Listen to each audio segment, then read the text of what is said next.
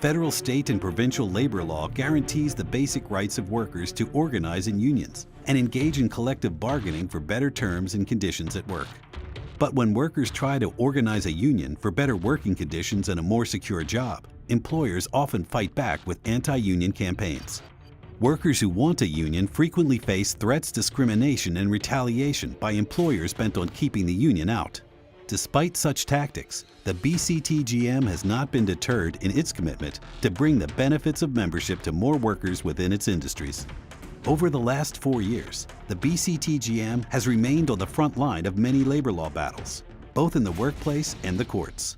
One of our biggest challenges is the labor laws that we currently have, the delay in the process of getting to an actual election, and then when we actually get to an election and the workers win, the process of being certified by the National Labor Relations Board and sitting down with the company and getting a first contract. A prime example is Panera Bread in Michigan, where the BCTGM's Fight for Bakers took center stage in labor's nationwide grassroots effort to demand confirmation of the NLRB nominees. In March 2012, 18 highly skilled bakers at 6 Panera Bread cafes in western Michigan voted to become members of the BCTGM. These were the first Panera bakers in the United States to organize.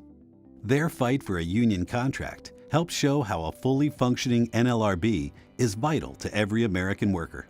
The problem that we currently have is the employer refuses still to recognize the results of the election and to collectively bargain. Even though the National Labor Relations Board has certified BCTGM Local 70 as their exclusive collective bargaining agent, the company is still fighting it in the DC Circuit Court of Appeal. It's just been one constant delay after another.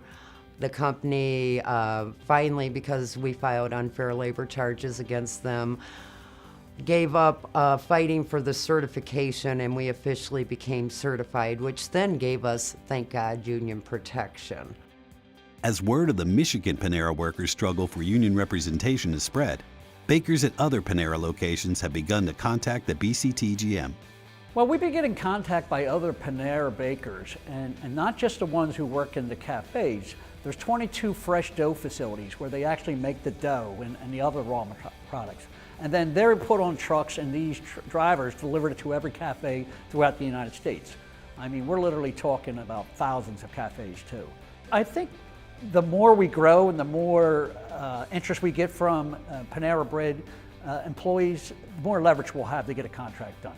Workers should have a right to join a union without fear of being terminated.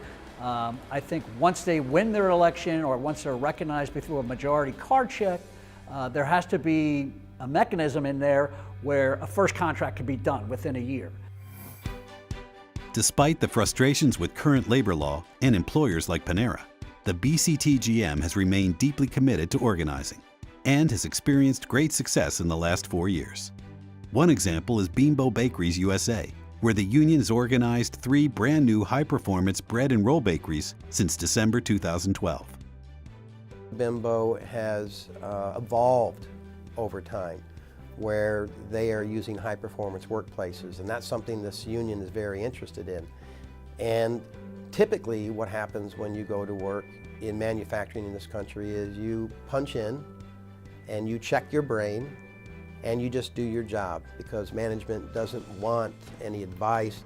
High-performance workplaces are just the opposite of that, where they want a lot of input. They want you to work on a variety of jobs. You are highly valued, and in a lot of cases, the work side is self-managed.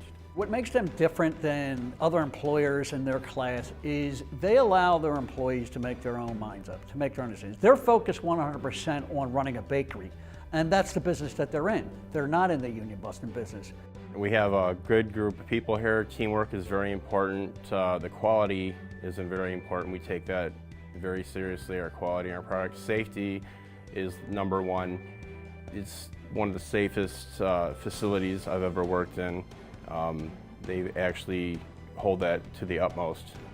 The BCTGM's commitment to organizing is further evident in the way the union is identifying and enlisting rank-and-file union organizers. Jeff Webb was working in the maintenance department at Rich Products in Murfreesboro, Tennessee, when he helped lead the workers' effort to join the BCTGM. once I became educated myself, because I didn't realize the benefits of the union at first. Once I became aware of the rights that we could have through a union, we sought out some of the international reps to just speak with them about the benefits of the union and what kind of things would be required to have a campaign there. And once we did that, we kind of just kept getting in touch with them, kept meeting with them, doing things that they asked. We just kicked off the campaign that way. I believe it's every member of the BCTGM's responsibility to advance the movement by talking to non-union workers and telling them the benefits of organizing. Whether they're working in a right to work for less shop where there is a non-member, whether they're in a state where it's not right to work, to talk to non-union workers and tell them the benefits of joining the union, to have that collective bargaining agreement. Let's never forget that organizing is the life and blood of the labor movement. It's the front lines of the labor movement, and it's all of our responsibilities to get out there and talk to non-union workers and tell them the benefits of joining the union. By organizing them, we all become stronger.